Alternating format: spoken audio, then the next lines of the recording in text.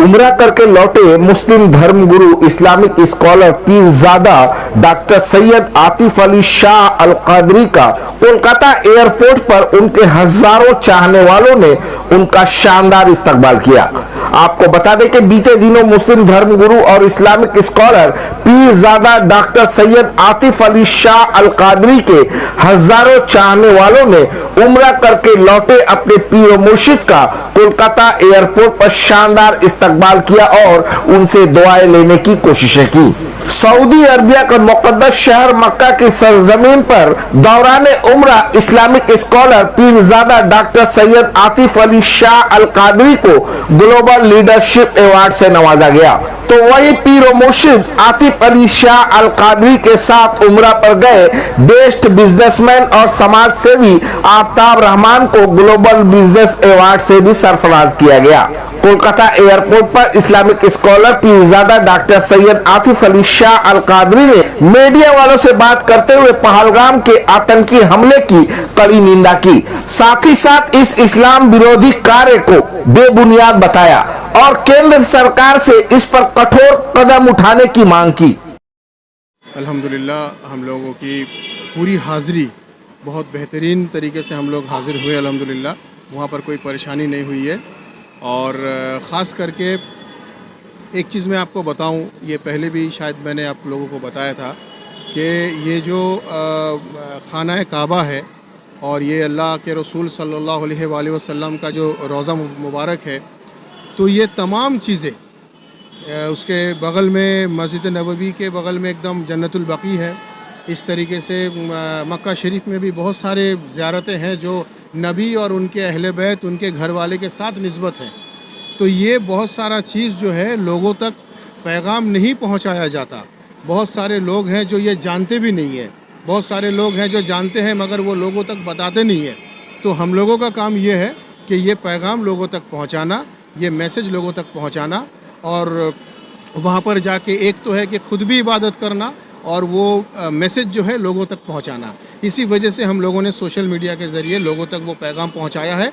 बहुत सारे लोग ये बोल रहे हैं कि हम लोग ये जानते थे कि हुज़ूर मौला अली अलैहिस्सलाम खाना काबा में उनकी पैदाइश हुई, ये हम जानते थे, मगर ये नहीं जानते थे कि मौला अली अलैहिस्सलाम का हाथ का लिखा हुआ जो वो उनका जो हैंड राइटिंग है वो नहीं मालूम था, मगर वो हम लोगों ने भी लोगों को सोशल मीडिया के ज़रिए बताया।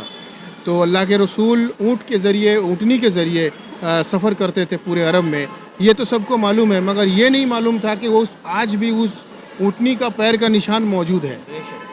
तो ये बहुत सारा चीज़ है वहाँ पर जो जहाँ तक पॉसिबल हुआ रिकॉर्ड करना, वो हम लोगों ने रिकॉर्ड किया और लोगों तक पहुँचाया।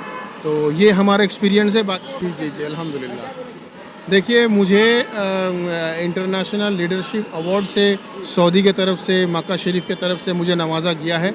मैं शुक्रगुज़ार हूँ उन लोगों का, क्योंकि मैं ये मानता हूँ कि वतु इज़्ज़ु मंतशा वतु ज़िल्लु मंतशा, इज़्ज़त और ज़िल्लत का मालिक बेशक अल्लाह है, मगर ज़रिया होता है कोई ऑर्गेनाइजेशन, कोई मुल्क, कोई संगठन, कभी तोहफ़ा प्रेजेंट करते रहते हैं उन लोग।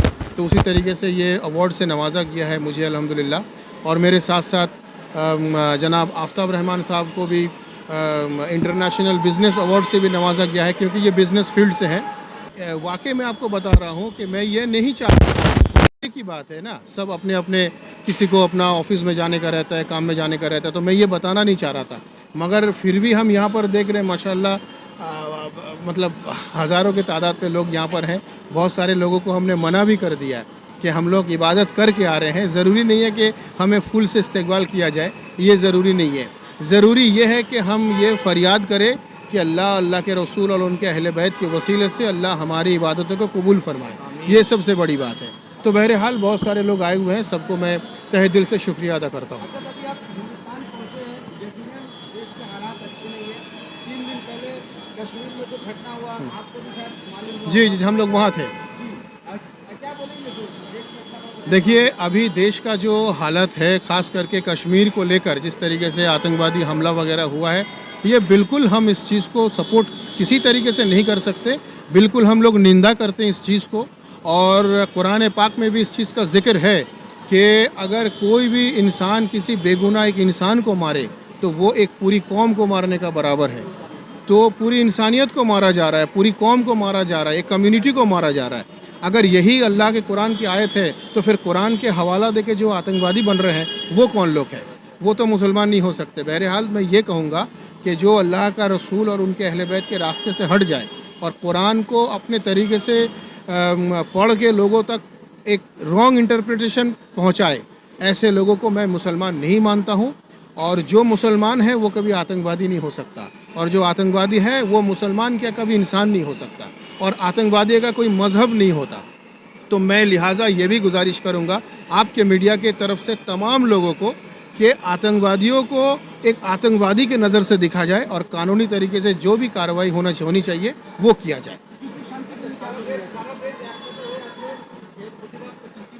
সারা দেশ একসঙ্গে প্রতিবাদ করছে। আমিও সারা দেশের মধ্যেই একজন, আমিও সকলের সঙ্গে একমত। অন্যায়ের বিরুদ্ধে গর্জে ওঠার নামই হলো ধর্ম, অন্যায়ের বিরুদ্ধে রুখে দাঁড়ানোর নামই হলো ধর্ম।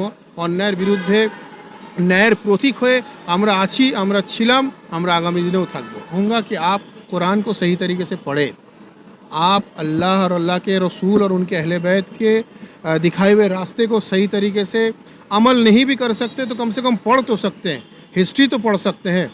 तो ये पढ़े, तब जाके आपको मालूम होगा कि इस्लाम क्या सिखा रहा है, वाकई में क्या आतंकवाद प्रमोट कर रहा है या इंसानियत प्रमोट कर रहा है। आप इसे पढ़े। किसी मुसलमान को देखकर आप इस्लाम को जज ना करें। आपको इस्लाम को जानना है तो कुरान और सही हदीस और नबी और उनके अहले बैत के ज़रिए जज करना होगा। चाहने वाले जो जितने लोग यहाँ पे जमा है, क्या बोलेंगे उनके लिए? आज जितने लोग यहाँ पर जमा हैं मैं सबको तहे दिल से शुक्रिया अदा करता हूँ, और बस मैं ये कहूँगा कि thanks to everyone from the core of my heart. मैं फिर कहूँगा कि मैं अपने दिल की गहराइयों से सबको बहुत बहुत शुक्रिया अदा करना चाहता हूँ। हाँ,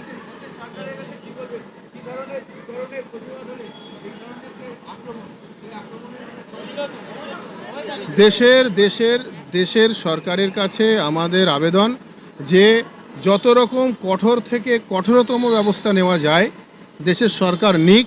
তাতে আমাদের যদি সকলের কোনো রকম সহযোগিতা, কোনো ইনভলভমেন্ট প্রয়োজন হয়, দেশবাসীর প্রয়োজন হয়, আমি আমাদের ব্যক্তিগত বলছি না, দেশবাসীকে যা যা করণীয় করার দেশবাসী করবে। অন্যায়ের বিরোধিতা হোক, অন্যায়কারীর বিরোধিতা হোক, আমরা ন্যায়ের সঙ্গে আছি, আমরা আগামী দিনেও থাকব। ভালোই লেগেছে এবং এনার মেন কৃতিত্ব হচ্ছে হুজুর পাক, যে ওনার সঙ্গে যাওয়ার পরিপ্রেক্ষিতে এটা আরও, এবং এর মধ্যে আরও অনেক কিছু আছে, তো বলতে গেলে সময় লাগবে যেহেতু সফরটা এতদিনের ছিল। তো তার মন কৃতিত্ব হচ্ছে হুজুর পাক। এখান থেকে বার্তা অ্যাকচুয়ালি আমরা যে জায়গায় গেছিলাম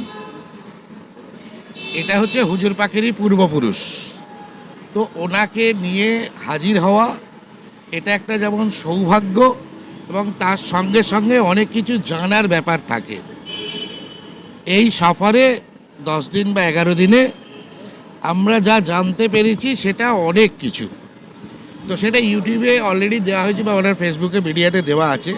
তো এই সম্বন্ধে আমাদের অনেক কিছু ধারণা ছিল না, সেগুলো নতুন কিছু জানতে পেরেছি, এটাই বলতে পারি।